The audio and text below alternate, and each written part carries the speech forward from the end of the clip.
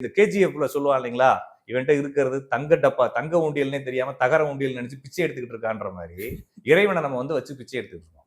இப்ப இறைவன் என்பவன் மிகப்பெரியவன். அவன்கிட்ட என்ன கேட்க முடியும் அப்படின்னா, இந்த பிறவா நிலையை கொடு, என்னுடைய உயிரினுடைய தன்மையை எனக்கு சொல்லிக் கொடு, நான் யாருன்றதை எனக்கு கத்துக் கொடுப்பது. நீ நேர திருவண்ணாமலைக்கு போறீங்க, திருவண்ணாமலை போய் ரமண மகரிஷி ஆசிரமத்துக்குள்ள போறீங்க, அங்க ஒரு புக்கு வாங்குறீங்க, அது என்ன எழுதியிருப்பாரு, விளக்கத்திற்கு எழுதியிருப்பாரா?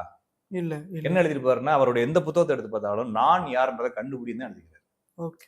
அங்க போய் திருவண்ணாமலைக்கு வா, மொட்டையடி, கிரிவலம் போன்னு அவர் எழுதவே இல்லை எங்கேயுமே.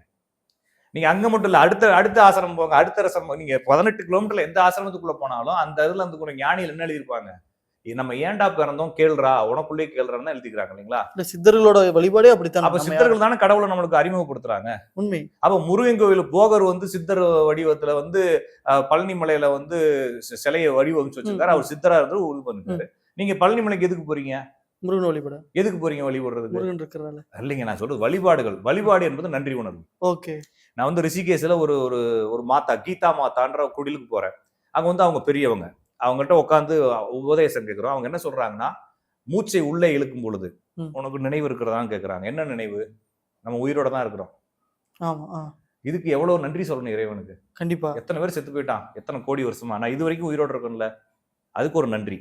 வேற எதுவுமே தேவையில்லை, இறைவனுக்கு நன்றி. நான் இது வரைக்கும் என்ன உயிரோட வச்சுக்கிட்டு இருக்கிறது. மூச்சை வெளியே விடும் போது இந்த உலகத்துக்கு இன்னொரு நன்றி உணர்வு, இந்த உலகத்துல நான் வாழ்ந்துகிட்டு இருக்கேன். அப்ப இறைவனுக்கு நன்றி உணர்வு சொல்றதை தவிர வேற எந்த வழிபாடு இல்லைங்கிறாங்க.